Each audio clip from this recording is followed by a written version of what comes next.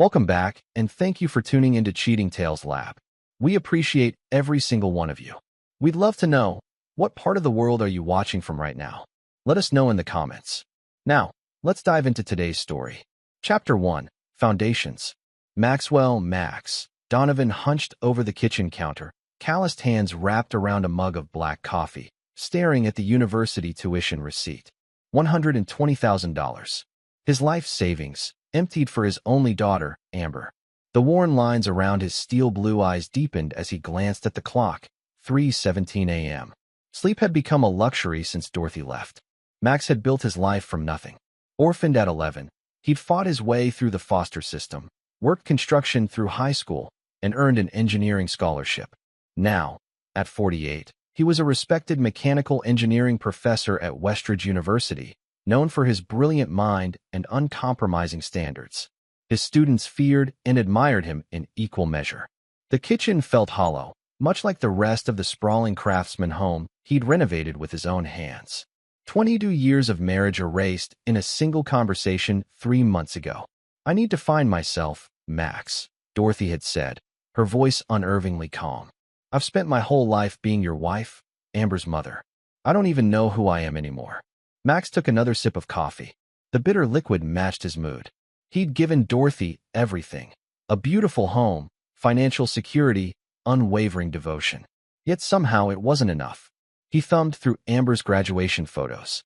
His daughter, brilliant, headstrong, the perfect blend of his analytical mind and Dorothy's creative spirit. She'd inherited his determination and her mother's golden brown eyes. Despite the divorce proceedings, Max had insisted on covering Amber's tuition at Thornfield Art Institute. She was pursuing her dream of becoming a gallery curator, and nothing, not even Dorothy's betrayal, would stand in the way of that. The ringing phone startled him. No one called at this hour unless something was wrong. "Dad," Amber's voice crackled through the speaker. "I got the internship at Galloway Fine Arts. Can you believe it? I'm going to be working with Vince Galloway himself." Max smiled, his first genuine smile in weeks. "That's incredible, sweetheart. I always knew you would. It's all because of you," she said, excitement bubbling through her words. "The tuition, the encouragement, everything. You earned it," Max replied, pride warming his chest. "I just provided the opportunity." After they hung up, Max sat in the silent kitchen, feeling a momentary peace. Whatever was happening with Dorothy, at least his relationship with Amber remained untouched. That illusion shattered 3 days later. Max was grading papers in his home office when the doorbell rang. Dorothy stood on the porch, wearing an expression he hadn't seen before, a mixture of guilt and defiance. "I need to get the rest of my things," she said without preamble. Max stepped aside, allowing her to enter the home they'd built together. "Take whatever you want. I'll be in my office." "Max," she hesitated. "There's something else. Brandon's waiting in the car. He's going to help me move the heavier items." Max froze. "Brandon? Brandon Galloway, your yoga instructor? The one you assured me was just a friend when I questioned why you were spending 3 hours at yoga every Saturday." Dorothy's silence was answer enough. "How long?"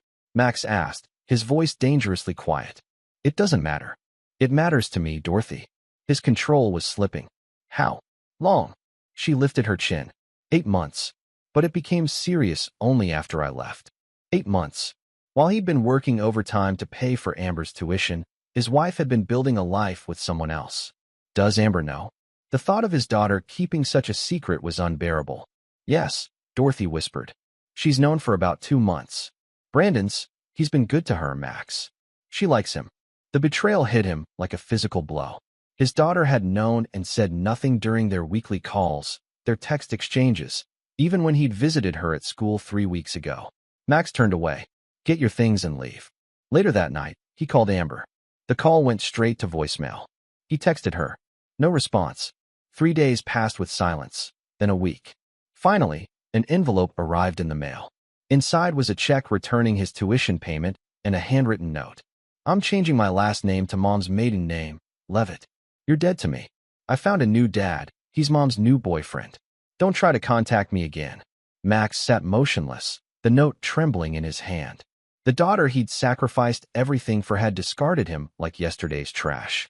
His world, already cracked by Dorothy's betrayal, now shattered completely. That night, Something hardened inside Maxwell Donovan. The good-natured professor who believed in second chances died, replaced by a man who would never again allow himself to be betrayed. Chapter 2. Rebirth. The first year after Amber's betrayal passed in a fog of grief and rage. Max threw himself into his work with a ferocity that alarmed his colleagues. His classes became notorious for their difficulty, his office hours were eliminated, and his previously open-door policy slammed shut. Students whispered about the transformation, nicknaming him the Machine for his cold, methodical approach. It was during this time that Nathaniel Nate Pierce entered his life. The young man had transferred to Westridge to complete his engineering doctorate, and despite Max's new reputation, sought him out as an advisor. "Professor Donovan," Nate said during their first meeting, "I've read all your published work on dynamic systems modeling. Your approach to chaos theory applications in mechanical design is revolutionary." Max studied the earnest young man, early 20s, sharp, intelligent eyes behind wire-rimmed glasses, and a quiet confidence that was rare among his peers. "Revolution requires discipline, Mr. Pierce. Are you disciplined?" "Yes, sir. Military family. For years in the Marines before college." Something about Nate's direct manner penetrated Max's carefully constructed walls. He found himself agreeing to be the young man's advisor, a decision that would alter the course of both their lives. Nate became Max's protege, assisting with research, co-authoring papers, and eventually becoming a teaching assistant for Max's advanced courses.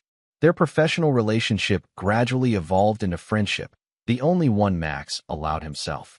One evening, as they worked late in the lab, Nate asked the question everyone else had been too afraid to voice. "Professor, what happened to you? The older students talk about how different you were before." Max's hands stilled on the keyboard. "Life happened, Nate. I learned that loyalty is a fairy tale we tell ourselves to sleep better at night. Someone betrayed you." Nate said simply. "Everyone betrayed me," Max corrected. "My wife for another man. My daughter for a better father figure. The universe for letting me believe family meant something." Nate was silent for a long moment. "My fiancée cheated on me while I was deployed," he finally said. "With my best friend since childhood. I found out when I came home early after being injured." Max looked up, recognizing the same haunted look he saw in his own mirror. "What did you do?" he asked. A cold smile flickered across Nate's face. "I destroyed them both. Not physically, I'm not that stupid. But I made sure they lost everything that mattered to them." For the first time in over a year, Max felt a spark of interest. "How?" That night, over whiskey in Max's office, Nate shared his methodical dismantling of the two people who had betrayed him. How he'd discovered his friend's gambling problem and anonymously funded it until the man was ruined. How he'd ensured his ex-fiancée's dream job offer was rescinded by exposing plagiarism in her graduate thesis. "Revenge isn't about immediate gratification," Nate explained, swirling the amber liquid in his glass. "It's about patience, about understanding what really matters to your target and taking it away when they least expect it." As Max listened, something awoke inside him, a purpose, a path forward. "I want that," he admitted. "I want them to feel what I felt." Nate studied him carefully. "Then you need to stop reacting and start planning, Professor. Emotion makes you sloppy. Strategy makes you lethal." The next morning, Max woke with a clarity he hadn't felt since before Dorothy left. He showered, shaved his grief beard, and dressed in his best suit. Looking in the mirror, he hardly recognized himself. Leaner, harder, his eyes carrying a dangerous edge. "Time to play the long game," he told his reflection. That day, Professor Maxwell Donovan returned to campus a changed man. He reinstated his office hours, smiled at colleagues, and moderated the brutality of his courses. To the outside world, it appeared he'd finally processed his grief and moved on. Only Nate knew the truth, that behind Max's renewed engagement with the world lay a coldly calculating mind mapping out the perfect revenge. Chapter 3. Reconnaissance. Max knew that effective revenge required intelligence, detailed, comprehensive knowledge of his targets. Dorothy had moved in with Brandon Galloway, who owned Galloway Fine Arts, one of the most prestigious galleries in the city. Amber had not only changed her name to Levitt, but had secured a coveted internship at her new father's gallery. The connections were almost too perfect. With Nate's assistance, Max began gathering information.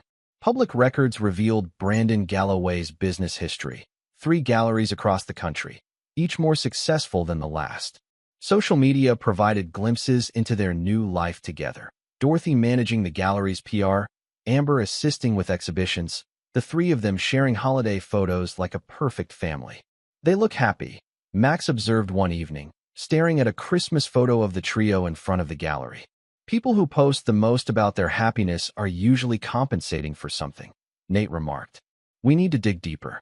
Through careful networking, Max reconnected with old friends in the art world, casually inquiring about Galloway's reputation. The public persona was impeccable, talented scout of new artists, charitable donor, respected businessman. But whispers existed beneath the surface. Rumors of artists being underpaid, of Galloway taking credit for discovering talent others had identified first, of questionable authentication practices. He's not as clean as he appears, Max mused. But there's nothing concrete we can use. Nate tapped his pen against his notebook. What about Amber? Have you tried contacting her again? Max's jaw tightened. Not since she returned my calls with a cease and desist letter 6 months ago.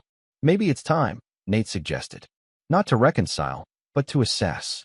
People reveal their vulnerabilities when they believe they're in control. After careful consideration, Max crafted a brief email to Amber's work address. Amber, I respect your decision to remove me from your life. I only write because I've been asked to recommend graduating students for gallery internships, and I wanted to ensure I'm not sending them to a position that would put them in contact with you, causing discomfort. Wishing you success in your career. Maxwell Donovan. The response came 3 days later. Professor Donovan, I appreciate your professional courtesy. Galloway Fine Arts only accepts interns through our rigorous selection process, not through recommendations. Please direct students to our website. And yes, I would prefer not to have contact with any of your protégés. Amber Levitt, Assistant Curator, Galloway Fine Arts. Formal. Cold. But she responded, Nate observed, reading over Max's shoulder. And signed with her professional title. She's staking her territory, showing you she succeeded without you. Max nodded, and defensive about the selection process.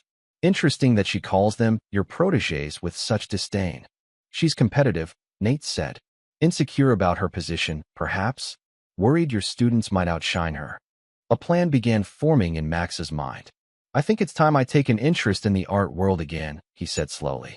In fact, I believe I've found the perfect thesis topic for your doctoral work, Nate. What did you have in mind, Professor? Engineering authentication methods for fine art, using spectroscopic analysis and materials science to detect forgeries. Max's smile held no warmth. The art world is plagued by fakes, after all. Wouldn't it be a public service to develop better detection methods?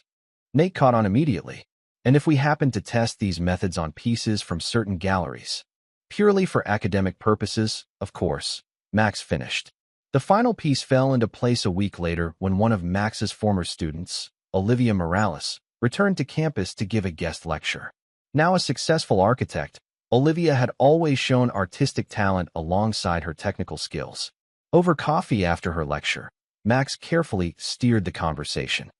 Your structural designs have such an artistic quality, Olivia. Have you ever considered exhibiting your technical drawings as art? Olivia laughed. Actually, I've been experimenting with abstract paintings based on architectural principles. Nothing serious, just a hobby. I'd love to see them sometime, Max said casually. In fact, I know some gallery owners who might find your perspective fascinating. By the end of their meeting, Max had secured an invitation to view Olivia's artwork at her studio. What she didn't know was that she was about to become an unwitting piece in his elaborate game of revenge. As winter turned to spring, Maxwell Donovan meticulously laid the groundwork for his plan. On the surface, he appeared to be healing, engaging with students, pursuing new research, even dating occasionally. But beneath the carefully constructed facade, every move was calculated, every relationship leveraged toward a single purpose. Dorothy, Brandon, and Amber had built their happiness on the ruins of his life. Now, with infinite patience, he would dismantle theirs. Chapter 4. The Approach. Summer arrived with sweltering heat and the execution of the first phase of Max's plan. Olivia Morales' architectural-inspired paintings had proven even more impressive than he'd anticipated. Technically complex, visually striking, and utterly unique in approach. These are remarkable, Max told her honestly during his third visit to her studio. You've developed something genuinely innovative. Olivia smiled, tucking a strand of her dark hair behind her ear. Coming from you, that means a lot. But they're just a personal outlet. They deserve to be seen, Max insisted. Have you considered exhibiting? Olivia shrugged. I wouldn't even know where to start. The art world isn't exactly welcoming to outsiders, especially those with day jobs. What if I could help? Max offered. I have some connections. After careful persuasion, Olivia agreed to let Max approach galleries on her behalf, under one condition. Her identity would remain anonymous until a show was confirmed. She would exhibit under the pseudonym OM to avoid any perception of conflict with her architectural firm. This anonymity was perfect for Max's purposes. He assembled a portfolio of Olivia's work, created an artist's statement that was deliberately vague about the creator's background, and began submitting to select galleries, strategically excluding Galloway Fine Arts. Word spread quickly about the mysterious OM. Several mid-tier galleries expressed interest, exactly as Max had predicted. The architectural precision combined with abstract expression created a unique selling point, and the artist's anonymity added an element of intrigue. When 3 galleries made offers, Max orchestrated a bidding competition, generating buzz in the local art scene. As he'd calculated, news eventually reached Brandon Galloway, who prided himself on discovering fresh talent before his competitors. The invitation to bring OM's portfolio to Galloway Fine Arts arrived within 2 weeks. He took the bait, Max told Nate, showing him the email. Are you sure Olivia won't insist on attending? Nate asked. She's in Singapore for a major project until next month, Max replied. She's given me authorization to negotiate on her behalf. By the time she returns, everything will be in motion. The following Tuesday, Max entered Galloway Fine Arts for the first time, portfolio case in hand. The gallery was everything he'd expected: minimalist white walls, polished concrete floors, strategic lighting highlighting the displayed works. The space spoke of money, taste, and exclusivity. A young receptionist greeted him. Welcome to Galloway Fine Arts. Do you have an appointment? Maxwell Donovan, here to see Mr. Galloway regarding the OM portfolio. Of course. Mr. Galloway is expecting you. Please follow me. She led him through the main exhibition space, toward the offices and back.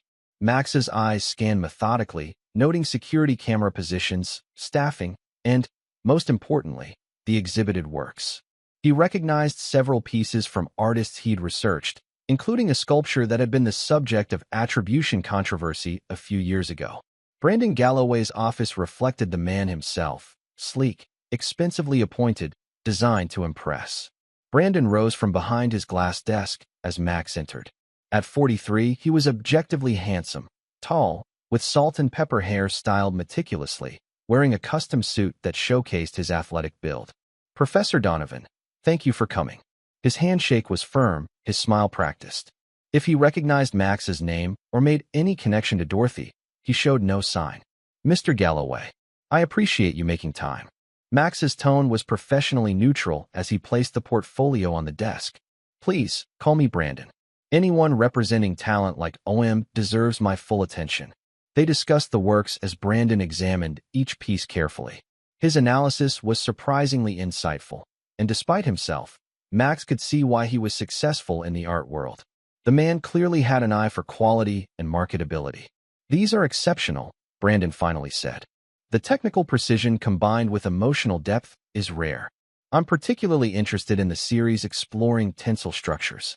The artist will be pleased to hear that. Those are some of their most personal works. Brandon leaned back. I'd like to meet OM personally. I prefer to work directly with my artists. Unfortunately, that won't be possible yet, Max replied smoothly. OM is committed to anonymity until exhibiting arrangements are finalized. Professional considerations. Brandon frowned. That's unusual. So is their work, Max countered. Worth accommodating, I believe. After further negotiation, Brandon made an offer for an exclusive exhibition, with terms that were generous but not extraordinary. Max had anticipated this opening gambit. I'll convey your interest to OM, he said, gathering the portfolio. However, I should mention that Westridge Contemporary and Klein Gallery have also made offers. OM will be considering all options. Brandon's expression tightened almost imperceptibly. I'm sure those are fine institutions, but Galloway Fine Arts offers exposure that smaller galleries simply can't match. We have collectors who rely on my judgment. Max nodded. A valid point. I'll be sure to emphasize that. As he turned to leave, the office door opened. Max's heart faltered momentarily as Dorothy entered, then stopped short at the sight of him. Max, she breathed, color draining from her face. Dorothy, he acknowledged with a slight nod. Nice to see you. Brandon looked between them, confusion giving way to realization. You two know each other? Dorothy found her voice. Max was my husband. Brandon's professional demeanor instantly cooled. I see. Professor Donovan, you failed to mention this connection. Max raised an eyebrow. It didn't seem relevant to our professional discussion. My personal history doesn't affect the quality of OM's work. The tension in the room was palpable as Dorothy moved to Brandon's side, her hand resting possessively on his shoulder. Well, Brandon said tightly, this is certainly unexpected. Life is full of surprises, Max replied. I'll await your formal offer by email, Mr. Galloway. Good day to you both. As he walked out through the gallery, Max caught sight of a familiar figure by the reception desk, Amber. She hadn't seen him yet, absorbed in explaining something to a patron. He paused briefly, taking in the daughter he hadn't seen in nearly 2 years. She'd cut her hair into a stylish bob, dyed a shade darker than her natural color. Her posture exuded confidence as she gestured toward a large canvas. She was flourishing in this world, building a life that deliberately excluded him. Before she could notice his presence, Max turned and exited the gallery. In the privacy of his car, he allowed himself a moment of raw emotion, grief mixed with determination. Then he called Nate. Phase 1 complete, he said when his protege answered. They took the bait. And Nate? Dorothy was there. And Amber. Are you okay, Professor? Max started the engine. I will be. When this is finished, I will be. Chapter 5. The Infiltration. While negotiations with Galloway Fine Arts proceeded through formal channels, Max implemented the next phase of his plan.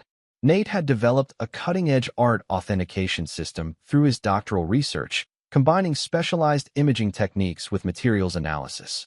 Their paper on the technology had gained attention in both academic and art circles. Galloway's called 3 times, Nate reported, entering Max's office with coffee. Their authentication specialist is very interested in our methods. Max accepted the coffee with a nod of thanks. And you've been appropriately hesitant? Exactly as planned. I told them we're still refining the system and aren't ready for commercial applications. That only made them more persistent. Good. Brandon won't be able to resist technology that could give him an edge over competitors. Max checked his calendar. Has Olivia returned from Singapore? Landed yesterday. She's ecstatic about the Galloway offer. The pieces were aligning perfectly. Max had negotiated an excellent exhibition deal for Olivia's work, ensuring her anonymity until the opening night. Brandon, eager to secure the mysterious OM before competitors, had agreed to terms more favorable than he typically offered unknown artists. The next day, Max received a call from an unexpected source. Professor Donovan, this is Amber Levitt from Galloway Fine Arts. Max's grip tightened on the phone. Miss Levitt, how can I help you? Mr. Galloway would like to arrange a demonstration of the authentication technology you and your doctoral student have developed. As assistant curator, I've been asked to coordinate this meeting. Her voice was purely professional, as if speaking to a stranger. Max matched her tone. I'll need to consult with Mr. Pierce. The system is his doctoral work, and we've been selective about demonstrations.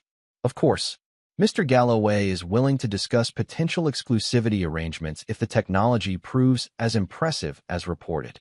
I'll have Mr. Pierce contact you directly to discuss possibilities, Max replied, carefully neutral. After ending the call, Max sat motionless, processing the interaction. He'd known this confrontation would come eventually, but the emotional impact still caught him off guard. His daughter had spoken to him as if he were a complete stranger, no acknowledgement of their past, no hint of their shared history. All the better, he muttered to himself. Makes what comes next easier. The demonstration was scheduled for the following week. Nate would present the technology while Max remained uninvolved, ostensibly due to his commitments to OM's exhibition planning. This separation was strategic. It allowed Nate to build trust with Galloway independently. On the day of the demonstration, Nate arrived at the gallery with equipment cases and a confident demeanor. Max monitored remotely through a discreet earpiece, able to hear the proceedings via Nate's phone. "Mr. Pierce, welcome." Brandon's voice came through clearly. "We're excited to see this technology in action." "Thank you for the opportunity, Mr. Galloway. I've brought a portable version of our system for today's demonstration. Let me introduce our team. You know Amber Levitt, our assistant curator. This is Dorothy Galloway, our PR director, and Liam Walsh, our current authentication specialist." Dorothy Galloway. She'd taken his name already. Max's jaw clenched at the confirmation. Nate proceeded with the demonstration, focusing on a test painting they'd prepared, a near-perfect replica of a mid-century abstract expressionist work. The system methodically analyzed pigments, canvas composition, and underlying sketches, conclusively identifying the piece as modern despite its convincing appearance. "This is remarkable," Liam Walsh admitted. "The spectral analysis alone is more detailed than anything we currently use. The algorithms are what make it truly revolutionary," Nate explained. "They compare results against our database of known materials and techniques from different periods." Brandon was clearly impressed. "And this database, how extensive is it?" "Currently focused on American and European works from 1850 forward, but expanding weekly." The discussion turned to technical specifications, potential applications, and, inevitably, cost and exclusivity. "We're not officially marketing the system yet," Nate said, repeating their planned position. "Professor Donovan and I are still publishing our research. Commercial applications would be premature, but not impossible," Brandon pressed. "Galloway Fine Arts could serve as your beta testing partner. We have the inventory and expertise to help refine the system, plus connections throughout the art world once you're ready to launch commercially." "That's certainly worth considering," Nate replied, though Professor Donovan is quite protective of the academic integrity of the project. "Max always was stubborn about his principles," Dorothy commented, her first contribution to the conversation. "You know Professor Donovan?" Nate asked, feigning ignorance. A brief, uncomfortable silence followed. "Dorothy is Professor Donovan's ex-wife," Brandon explained smoothly. "Ancient history now." "I see," Nate said. "I wasn't aware of the connection." "It's not relevant to our professional relationship," Amber interjected, her tone crisp. "Of course not," Nate agreed. "Speaking of professional relationships, Professor Donovan mentioned you're hosting an exhibition for OM soon. I've seen some of that work. Extraordinary stuff." The conversation shifted to safer ground as they discussed the upcoming exhibition. By the end of the demonstration, Brandon had extended an invitation for Nate to return the following week to test the system on selected pieces from their inventory. Phase 2 complete, Nate reported later in Max's office. "They're hooked on the technology." Galloway practically salivated at the possibility of exclusive access. "And their reactions to my name?" Max asked. "Revealing." Dorothy seemed uncomfortable. Amber was defensive. Brandon tried to dismiss it as insignificant. Max nodded. "And Olivia's exhibition plans?" "Proceeding is scheduled. They're giving OM the main gallery space for the opening in 3 weeks." Brandon mentioned the significant marketing investment they're making. Clearly, he's positioning this as a major discovery. "Perfect," Max said softly. Now we move to Phase 3. Chapter 6, The Deception. As the exhibition date approached, activity at Galloway Fine Arts intensified. Brandon had launched an aggressive marketing campaign for the mysterious OM, generating significant buzz in the art community. Previews for select collectors had resulted in multiple pre-opening sales commitments at impressive prices. Meanwhile, Nate had become a regular presence at the gallery, testing their authentication system on various pieces and building rapport with the staff, including Amber. His reports to Max were detailed and strategic. "She's talented," Nate acknowledged after his 4th visit, but insecure about her knowledge. "She compensates by being exceptionally prepared and slightly overconfident in her assessments." "And her relationship with Brandon and Dorothy?" "Professional with Brandon in public, but there's an underlying familiarity. With Dorothy, more complicated. There's affection, but also tension. They disagreed twice during my visit, once about artist placement, once about invitation protocols. Dorothy deferred both times, but not happily." Max absorbed this information, adding it to his mental map of the gallery's dynamics. "Any vulnerability in their authentication processes?" Nate hesitated. Possibly. Their specialist, Liam, is competent but overwhelmed. Brandon's been aggressive about acquiring new works, particularly during the past year. Some pieces have received only cursory examination due to time constraints. This aligned perfectly with Max's research. Brandon had expanded his inventory significantly after marrying Dorothy, apparently using her money to fund new acquisitions. His reputation was built on discovering undervalued artists who subsequently appreciated, a track record that attracted wealthy investors and collectors. 3 days before the exhibition opening, Max met with Olivia at her studio to review final arrangements. "I still can't believe this is happening," she said, watching as he photographed her newest works. "A solo show at Galloway is a dream scenario." "You've earned it," Max replied sincerely. "Your work is exceptional." Olivia studied him thoughtfully. "Why have you done all this, Max? Don't misunderstand. I'm incredibly grateful, but this level of involvement is above and beyond what any former professor would do for a student." Max considered his answer carefully. "Let's just say I understand what it's like to have your contributions overlooked. I wanted to ensure that didn't happen to you. Well, I can never repay you." She smiled. "Are you nervous about the opening?" "I know I am." "Everything will go exactly as planned," Max assured her. The morning of the exhibition, Max executed the final critical phase of his plan. He called Nate, who was scheduled to conduct one last demonstration at the gallery. "Test piece 37B today," Max instructed. "Make sure Brandon and Amber are both present for the analysis." Test piece 37B was the linchpin of their strategy, a painting they had commissioned from a talented forger, replicating the style of a mid-century artist whose works commanded significant prices. The piece had been artificially aged using techniques that would fool conventional examination but would be detected by their advanced system. "Are you sure about this timing?" Nate asked. "It's cutting it close to the opening."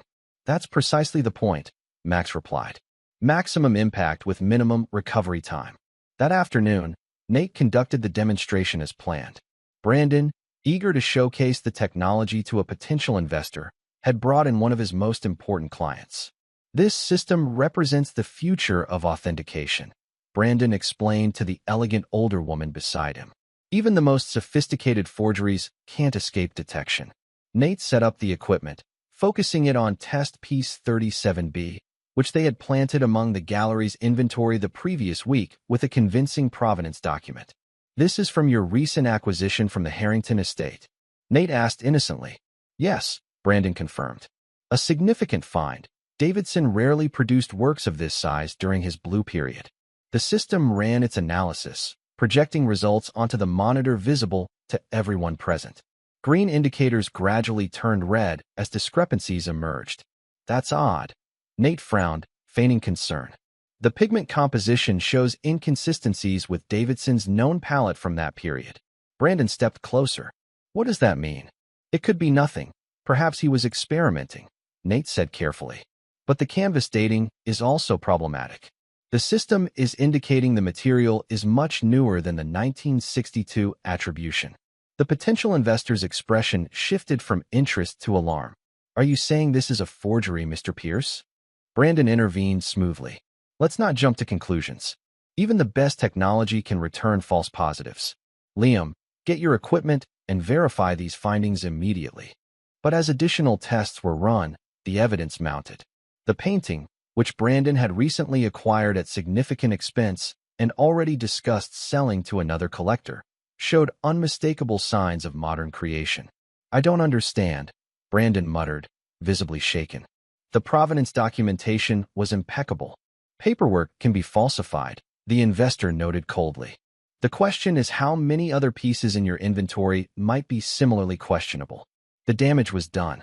Word spread rapidly through the gallery staff as Liam pulled additional recent acquisitions for emergency testing. The investor departed with thinly veiled threats about informing her collector friends. Nate, playing his role perfectly, offered sympathy and discretion. "I can stay and help test other pieces, if you'd like." "This must be devastating." Brandon, ashen-faced, nodded. "Please. And not a word of this to anyone else." "Of course," Nate promised. "Though I should inform Professor Donovan about the system's performance." "Donovan," Brandon repeated, a new suspicion dawning in his eyes. This piece was authenticated before your system ever arrived. Now suddenly it's exposed as fake on the day of our major exhibition opening. Nate affected confusion. What are you suggesting? The system simply detected what your processes missed.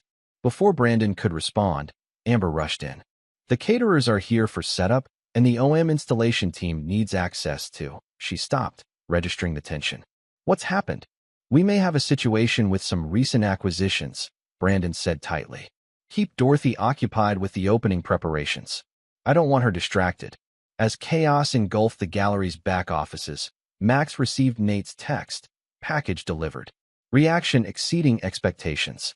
He smiled and headed home to dress for the evening's exhibition opening. Chapter 7. The Unveiling.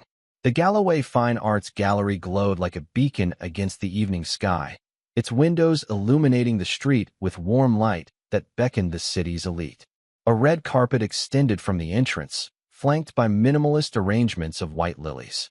The guest list for OM's debut exhibition included celebrities, critics, major collectors, and art world influencers. Exactly the scene Brandon Galloway had meticulously cultivated for his gallery's reputation. Behind the glamorous facade, however, simmered barely contained panic. Max arrived precisely 30 minutes after the official start time, dressed in an impeccably tailored charcoal suit. From the sidewalk, he observed the crowded gallery interior, spotting Dorothy near the entrance in a striking emerald dress, greeting guests with practiced charm. Brandon was notably absent from her side. Professor Donovan. Olivia Morales appeared beside him, radiant in a sculptural black gown that echoed the architectural themes of her artwork. I can't believe this moment is finally here. You deserve every bit of this recognition, Max told her sincerely. Are you ready to unveil the mysterious OM to the world? Olivia laughed nervously. As ready as I'll ever be. It feels surreal. There are people in there whose work I've studied for years. They're about to become your peers, Max assured her. Shall we make our entrance? Inside, the gallery hummed with conversation and anticipation. OM's works dominated the main space, dramatically lit to emphasize their complexity and precision. Already, red dots indicating sales appeared beside several pieces. Dorothy spotted them immediately, her professional smile faltering briefly before she composed herself and approached. Professor Donovan, welcome. Her tone was carefully neutral. And you must be OM? I'm Dorothy Galloway, head of public relations. Olivia Morales, Olivia replied, extending her hand. Your gallery is stunning. Thank you for this opportunity. Dorothy blinked in surprise. Olivia Morales? The architect. Architecture is my profession, Olivia explained. Art has been my private passion until Max convinced me to share it.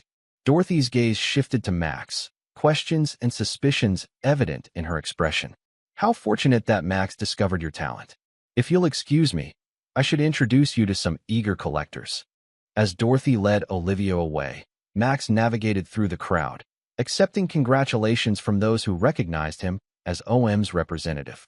He noticed Amber across the room, engaged in animated discussion with a reporter, purposefully avoiding looking in his direction.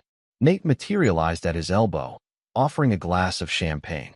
Quite the success, he murmured. 6 pieces sold already, and the formal unveiling hasn't even happened. And our other project? Max asked quietly. Progressing rapidly. Brandon's been testing pieces all afternoon. 3 more questionable attributions identified. He's barely holding it together. As if on cue, Brandon emerged from the back offices, his public persona firmly in place despite the strain evident around his eyes. He made his way directly to the center of the room, signaling for attention. Ladies and gentlemen, welcome to this extraordinary evening at Galloway Fine Arts. His voice carried naturally, commanding the space. Tonight marks a significant milestone for our gallery. The introduction of an artist whose work represents the exciting intersection of precision and emotion, structure and fluidity. The crowd quieted, attention focusing on Brandon as he continued his practiced speech. Max watched Dorothy's expression carefully, her eyes repeatedly darting to the back offices with barely concealed concern. For months, the art world has speculated about the identity of OM, Brandon was saying. Tonight, we are privileged to introduce you to the remarkable talent behind these works. Please welcome Olivia Morales. Applause filled the gallery as Olivia stepped forward, blushing slightly under the attention. Brandon guided her through a brief interview, highlighting her architectural background and unique approach. The audience was captivated, particularly when she described how structural engineering concepts informed her artistic expression. Throughout this triumphant moment, Max observed the subtle undercurrents of tension. Brandon's performance was flawless, but his posture betrayed his distraction. Dorothy kept glancing at her phone. Amber had positioned herself near an exit, as if preparing for a quick retreat. The evening proceeded according to plan. Champagne flowed. Critics praised. Collectors purchased. By 9 o'clock, nearly every piece bore a red dot, and Olivia was surrounded by admirers. Success by any measure. It was then that Max implemented the final twist of the evening. Approaching Brandon during a rare moment alone, he extended his hand. Congratulations on a successful opening, Mr. Galloway. OM is certainly the discovery you promised. Brandon's handshake was brief, his smile tight. Professor Donovan. Yes, we're pleased with the response. Now if you'll excuse me, I have matters requiring my attention. Of course, authentication concerns can be so time-consuming. Brandon froze. What did you say? Oh, has Nate not shared the latest results? Several pieces from your Modern Masters collection displayed similar irregularities to the Davidson piece. Quite troubling. Brandon's professional veneer cracked. This is your doing, isn't it? Some elaborate revenge scheme. I merely introduced you to an exceptional artist and innovative authentication technology, Max replied calmly. If these tools revealed problems with your inventory, that hardly seems my responsibility. You orchestrated this, tonight of all nights. Brandon's voice rose slightly before he caught himself, glancing around to ensure they weren't overheard. Careful, Max cautioned. Scenes aren't good for business, especially when your gallery's reputation for authenticity is already compromised. Brandon's face flushed with barely suppressed rage. What do you want? Want. I have everything I want. OM's exhibition is a triumph. Nate's authentication system is proving its value. My part in this evening is complete. Max sipped his champagne. Though I do wonder how your investors will react when they learn about the authentication issues. Art collectors can be so unforgiving about such matters. Before Brandon could respond, commotion erupted near the entrance. A tall man in an expensive suit was arguing with security, his voice carrying across the gallery. I don't give a damn about your guest list. I've invested over $3 million in this gallery, and I want answers from Galloway now.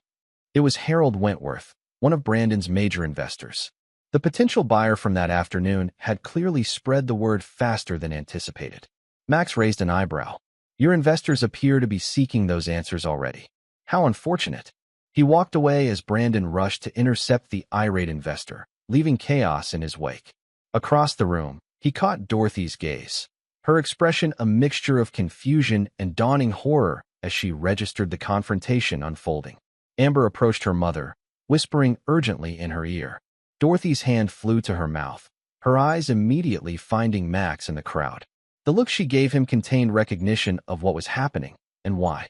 Max inclined his head slightly, a gesture of acknowledgement, before turning to join Olivia among her admirers. His revenge had only just begun. Chapter 8. The Collapse. The 3 weeks following the exhibition opening unfolded exactly as Max had calculated. Art news outlets initially focused on Olivia's debut success, but whispers about authentication issues at Galloway Fine Arts soon overshadowed the positive coverage. Brandon attempted damage control, issuing a statement about enhanced verification protocols and commitment to authenticity, but the damage was spreading. Harold Wentworth had demanded an immediate audit of all works he'd purchased through the gallery. When 2 pieces from his collection showed questionable provenance, he filed a lawsuit alleging fraud and negligence. Other collectors quickly followed suit.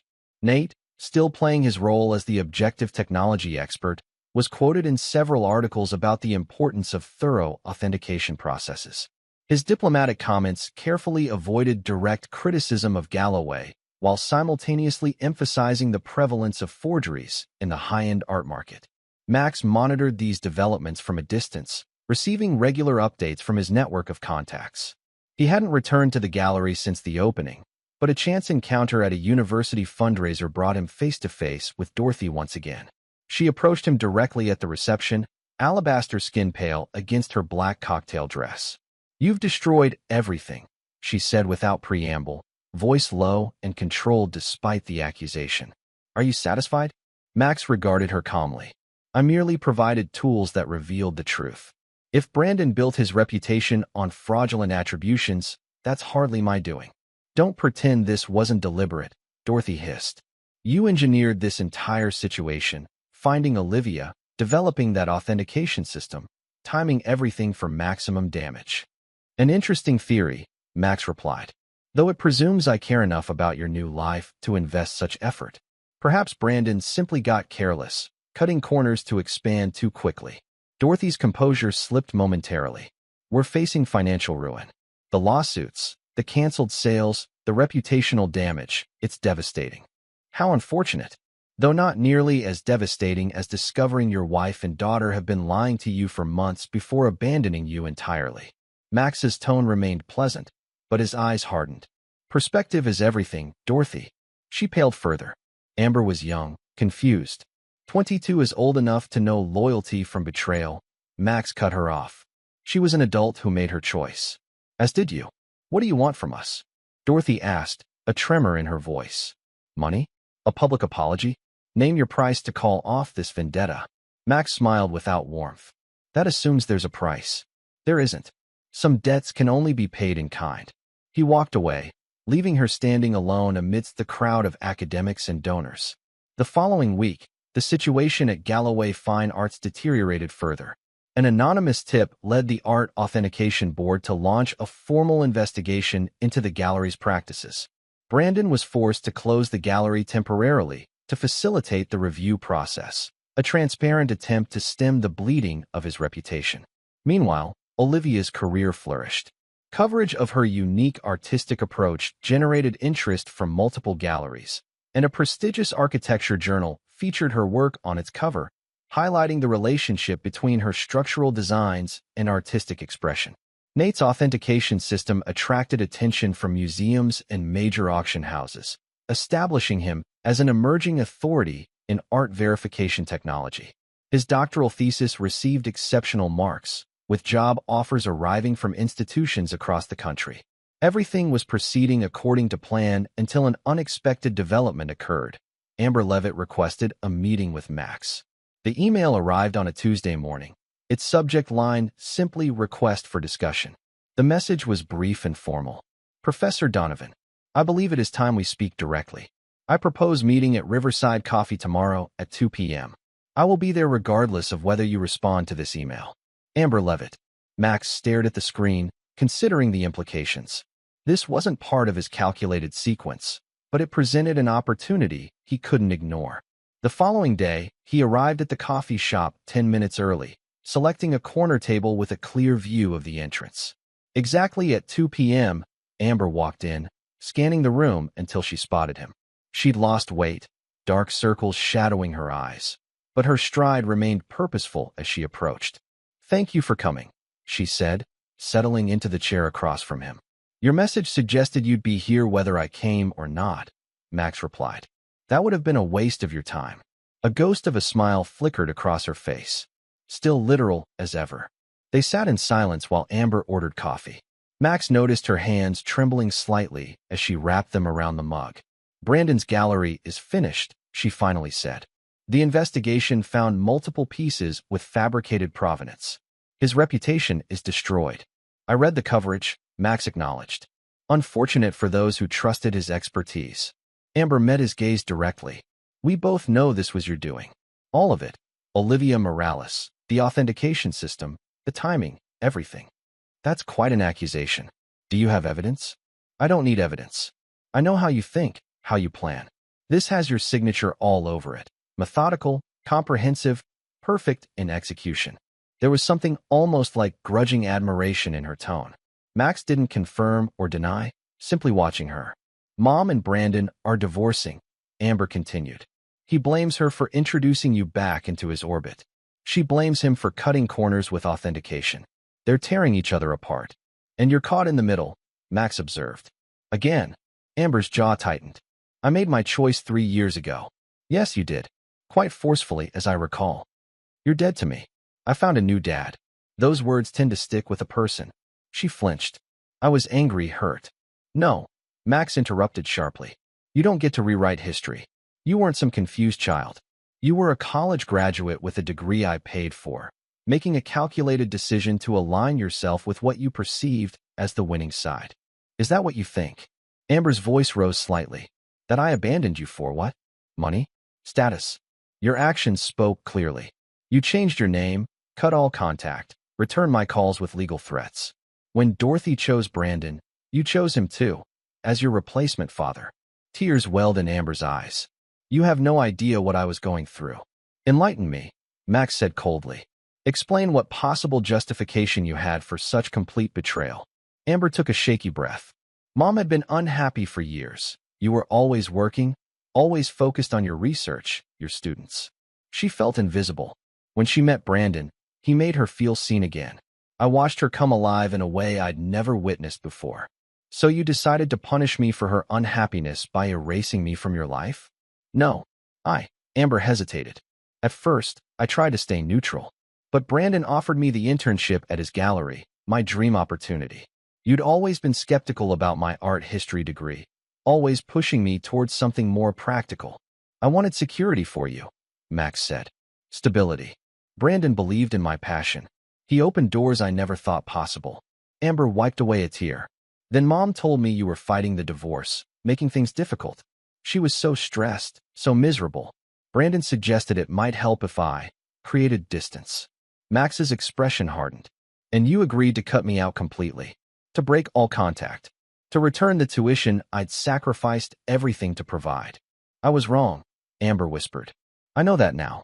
I let myself believe their version of events because it was easier, because it aligned with what I wanted. And now that their house of cards has collapsed, you've come seeking. What? Forgiveness? Reconciliation? Amber met his gaze directly. The truth. I want to know why you waited 3 years. Why now? Why not destroy Brandon immediately after I sent that letter? Max considered her question carefully. Revenge served hot is satisfying but short-lived. Served cold, it's justice. This goes beyond justice, Amber said. You've been planning this for years, positioning every piece perfectly. What happens next in your grand design? Do you come after me now? You've already lost everything you valued, Max replied. Your mentor, your career trajectory, your new father. What more could I possibly take? Amber's face crumpled. My real father. Any chance at fixing what I broke? For a moment, Max felt the ice around his heart crack slightly. The young woman before him, despite everything, was still his daughter, still carried his determination and intellect. Some things, once broken, can't be repaired, he said finally. They can only be rebuilt into something different. Amber nodded slowly, understanding the implicit message. I don't expect forgiveness. I just want you to know I understand what I did, and I'm sorry. Truly sorry. She stood to leave, but Max's voice stopped her. Amber, there's something you should know. She turned, hope flickering across her features. Your ex-boyfriend, Ryan Sullivan. He didn't just walk out of your life 3 years ago. I found him. Amber paled. What are you talking about? After you cut contact, I investigated everyone in your new life. Ryan had an impressive record. 3 relationships ended with him cleaning out financial accounts before disappearing. You were nearly victim number 4. That's impossible, Amber whispered. He loved me. He loved your connection to Brandon Galloway, your access to valuable artwork and wealthy collectors. When you confronted him about the suspicious withdrawals from your joint account, he didn't abandon you on a whim. He left because I contacted him directly. Amber sank back into her chair. You what? I offered him a choice. Disappear completely, or face prosecution for his previous cons. He chose wisely. Max's expression remained impassive. You may have rejected me as your father, but I never stopped protecting you. Tears flowed freely down Amber's cheeks now. I had no idea. You weren't meant to. But now, perhaps, you understand that true loyalty isn't contingent on circumstances or convenience. Max stood, placing money on the table for both their coffees. I have a meeting to attend. Goodbye, Amber. As he walked away, he heard her quiet voice. Can I call you sometime? He paused without turning. That's your choice to make. Again. Chapter 9, The Resolution. 3 months after the gallery scandal broke, Brandon Galloway's once illustrious career lay in ruins. The Art Authentication Board's investigation had uncovered systemic fraud. At least 17 pieces sold through his gallery over the past 5 years had falsified provenance or questionable attributions. Criminal charges for wire fraud and tax evasion followed, with prosecutors alleging he'd knowingly sold forgeries to inflate his gallery's reputation. Dorothy, having filed for divorce immediately after the scandal erupted, faced her own reckoning. Her association with the gallery had tainted her professional reputation in the art world. Financial audits revealed she'd invested nearly all her divorce settlement from Max into Galloway Fine Arts, funds that were now entangled in lawsuits and potential seizures. Max monitored these developments with detached interest, his focus shifting to other matters. Nate had accepted a prestigious position with the Museum of Modern Art's Conservation Department, where his authentication technology was being implemented as a new standard. Olivia's career had skyrocketed, with commissions for both architectural projects and art installations flowing in steadily. His own life had found a new equilibrium. After years of isolation, he'd begun reconnecting with old friends, accepting social invitations, even dating occasionally. The consuming fire of revenge had burned down to embers, leaving space for other pursuits. On a crisp autumn morning, Max was preparing lecture notes in his campus office when a knock interrupted his concentration. "Come in," he called, expecting a student with questions about the midterm assignment. Instead, Amber stood in the doorway, more composed than at their coffee shop meeting, but still carrying the shadows of recent months in her expression.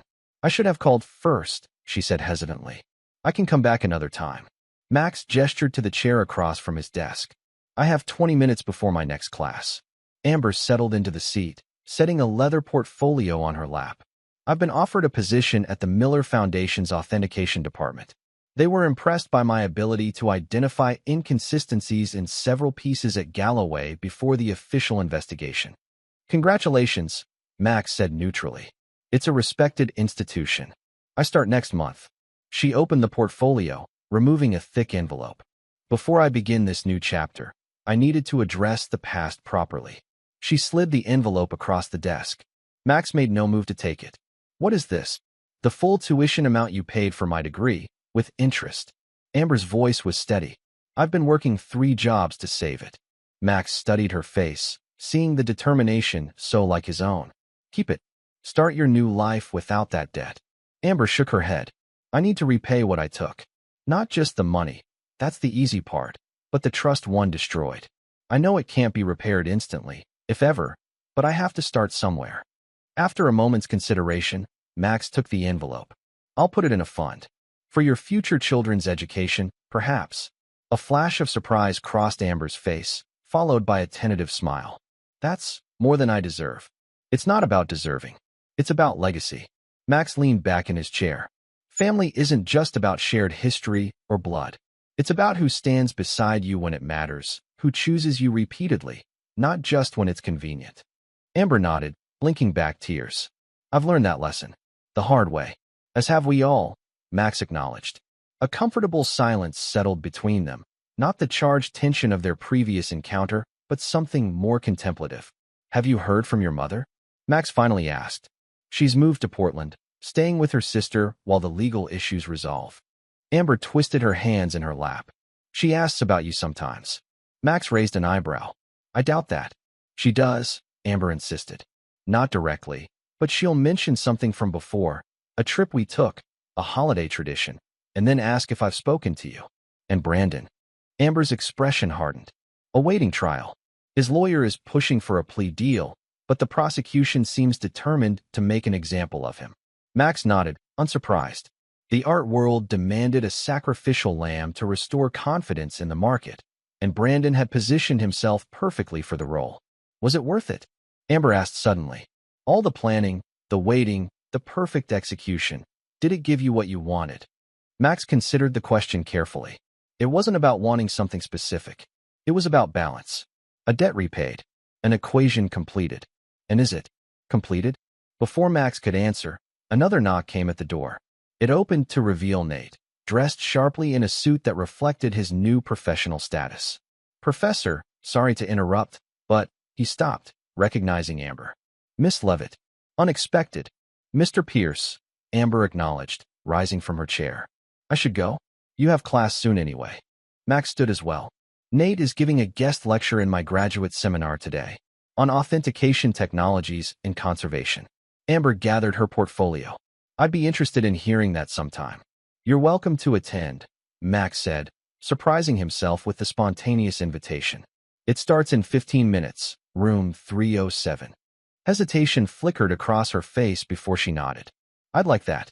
Thank you. After she left, Nate closed the door, his expression questioning. That seemed civil. How long has this reconciliation been developing? It's not a reconciliation, Max corrected. It's an assessment. A data-gathering phase. Nate smiled knowingly. Of course, Professor. Purely analytical. As they walked to the lecture hall together, Max found his thoughts turning not to the past, but to the future. Possibilities opening where before had been only the closed circuit of revenge. The lecture hall was nearly full when they arrived, eager graduate students ready with questions about Nate's groundbreaking work. Max spotted Amber in the back row, her attention focused entirely on the presentation as Nate began speaking. Halfway through the lecture, Max's phone vibrated with an incoming text. The number was unfamiliar, but the message instantly clear. They've arrested Brandon. Wire fraud, tax evasion, and falsifying business records. Bail denied. I thought you should hear it from me first. Dorothy. Max stared at the message, feeling the final piece of his long-planned revenge slide into place. Yet the satisfaction he'd anticipated felt different, tempered, complex, not the pure vindication he'd imagined. He glanced at Amber, watching her take notes on Nate's presentation, her expression focused and intelligent. At Nate himself, confident and articulate, building a career on genuine innovation rather than deception. At the students absorbing knowledge with enthusiasm and critical thinking.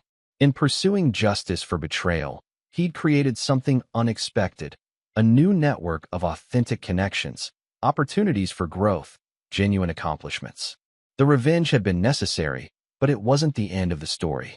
Merely a chapter closing. Max silenced his phone without responding to Dorothy's text. There was nothing more to say to her. Instead, he focused on the present moment. Nate's innovative research, the engaged students, Amber's tentative steps toward redemption. The past was settled, the future unwritten. As the lecture concluded to enthusiastic applause, Max felt something he hadn't experienced in years, a sense of possibility untethered from grievance. Whether Amber ultimately earned back a place in his life remained to be seen, but the choice would be made on new terms, with clear eyes and honest accounting. When Amber approached after the lecture, her expression both tentative and hopeful, Max made a decision. Coffee, he offered simply. I'd like that, she replied. They walked together from the building into the bright afternoon, leaving the shadows of the past behind, not forgotten, but finally in proper perspective. This is where our story comes to an end. Share your thoughts in the comments section. Thanks for your time. If you enjoy this story, please subscribe to this channel. Click on the video you see on the screen, and I will see you there.